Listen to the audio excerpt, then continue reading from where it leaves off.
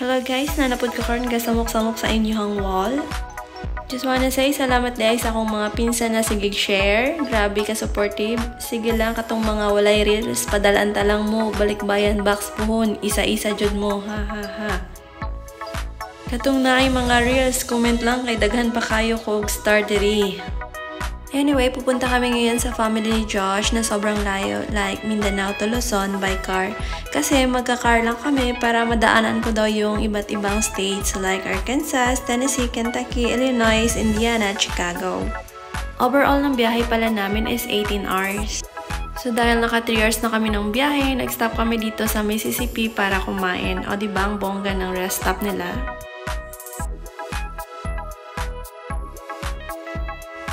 Oo nga pala, may baon kaming pagkain na binili kahapon para diretso kain, diretso biyahe din.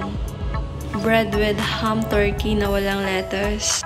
Meron na din kaming tubig at saka Gatorade. Meron din kaming mga snacks. So biyahe ulit kami from Mississippi to Memphis. 3 to 4 hours din tong biyahe namin. So, need namin mag-stop dito kasi nag-start kami ng biyahe is 9 AM. So, nagabihan kami dito sa Memphis.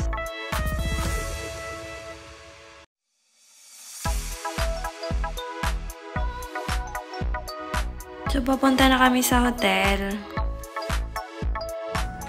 Ito pala yung room na nakuha namin. Pinasok na rin namin yung mga gamit at yung mga snacks. At syempre, di mawawala yung breakfast. Na-amaze ako dito sa machine na to. Lagay mo lang yung kamay mo, may new pancake ka na. Pagkatapos ng breakfast, biyahe ulit.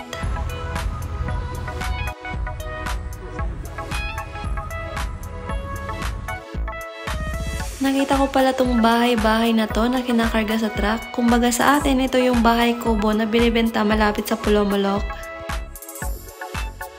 9 hours straight pala yung biyahe namin ngayon para doon na kami maghapunan sa bahay na Josh.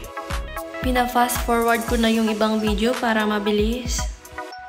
Itong lugar nga pala dito habang papunta sa kanila is parang probinsya. Malayo sila sa city kaya habang nagbabiyahe kami puro mais yung nakikita ko. At pagkain ng mga baka.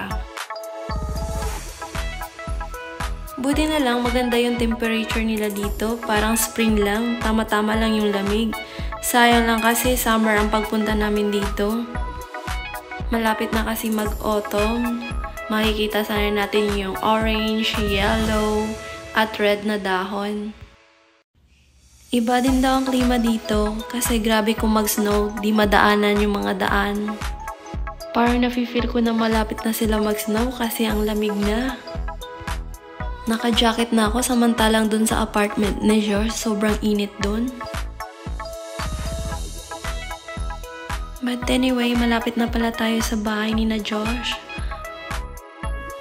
Ang gaganda ng mga bahay nila. Dati sa TV ko lang to nakikita, ngayon personal na. Ito pala yung town nila, ang ganda.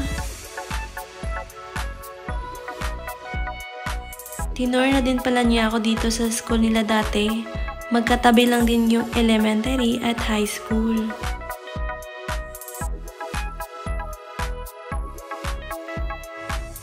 At tumahan na din kami dito sa park at nakita ko tong parang chipmunks na to. Ang cute. Finally, nasa bahay na kami nila. Itong cat na to, sobrang sweet. Nakaupo agad sa akin. Gutom ata. Sa likod naman ng bahay nila Josh, mayroon silang 2 punong apple.